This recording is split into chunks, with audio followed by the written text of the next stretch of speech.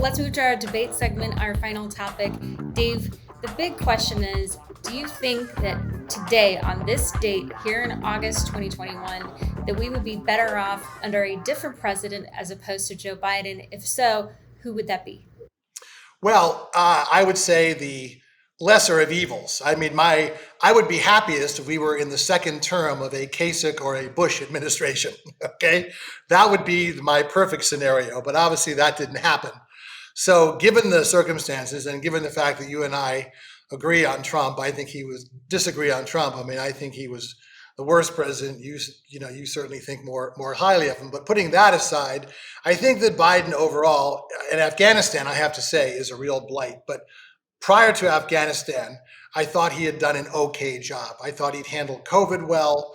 And what I liked about him was that he tried to come in and say, okay, I'm going to govern the old fashioned way. I'm going to try to get people to agree with me. I'm going to try to, do it the way politicians used to do it. His major mistake, and this is such a classic mistake, is that he mistook a narrow margin for a mandate. And I don't think he necessarily mistook it, but I think he got steamrolled a little bit by a Democratic Party that, while it hasn't gone nearly as much to the left as the Republican Party has to the right, has significantly lurched leftward. And I think that, again, they're trying to get everything under the sun through.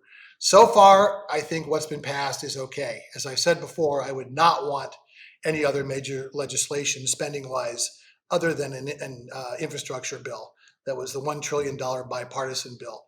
So as far as who else would do a better job, I must admit, Ron De Santis' stock has gone way down the way he's handled this whole COVID thing.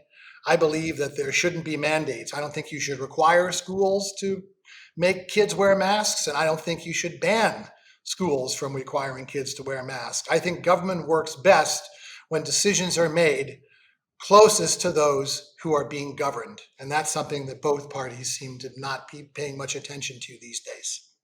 Hmm.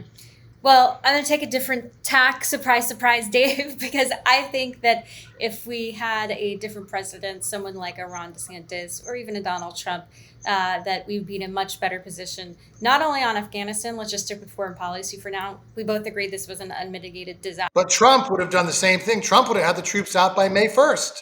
I don't think so. No. He wanted to invite the Taliban to Camp David. It's ludicrous. No, but his was conditions based. It was a conditions based withdrawal. But they hadn't met any of the conditions. He was still, anyway, we'll agree to disagree. Go ahead, I'm sorry. That was the point. The Taliban had not met the conditions, so Trump was not going to pull the troops out because the conditions hadn't been met. Not to mention the timeline for everything. Mike Pence just wrote an op-ed about this, that basically the way that Biden did it, he rejected the timeline and the stipulations that were put in place by the Trump administration. So for Biden to be cowardly and to blame Trump for his abject failure is a total non sequitur. Not to mention, he said his hands were tied, and Biden has shown no fear of ever throwing out anything that his predecessor did that he disagreed. I agree. Fair point. Let's talk about foreign policy when it comes to oil and the hypocrisy. So Sullivan from the foreign policy team and the State Department, they've been begging OPEC to increase their oil production. Why? Because we need more fossil fuels. That's what they say, because they see the inflation. The Biden administration is getting antsy about inflation. And they told OPEC, hey, you're making the prices increase, and that's hurting us at home with inflation. Can you please increase your carbon footprint? So the hypocrisy, the utter hypocrisy for Biden to do this, while meanwhile here squeezing domestic oil producers, squeezing car manufacturers here domestically. This is the opposite of the America First agenda. This is OPEC first, Americans last. And oh yeah, it's OPEC plus. That includes Russia too. It's a big fat kiss to Russia. It's a big fat kiss to the foreign Middle East countries, asking them while squeezing Americans and saying, oh, we need to do moral posturing here on climate change. Meanwhile, they're begging foreigners to produce more carbon. So that's just a tiny minuscule. I could go on. So I think anybody but any Democrat. And I totally agree with you that Biden has been a total Trojan horse, that he's been yanked left I would argue that he's actually been yanked further to the left than anyone has gone to the right. But we can talk about that another time. Well, I would just say a couple of things. First of all, the price of oil is down today. Number one, I agree with you that it was hypocritical to, shut down the Keystone pipeline and then ask OPEC to increase output. But I also believe that higher energy prices hurt us in the short run, but they're good in the long run because they're going to encourage alternative energies. So, it seems like once again, you look at the Trump administration, and my major problem was it's okay to say we don't need more regulations, right? Because what corporations fear most is uncertainty.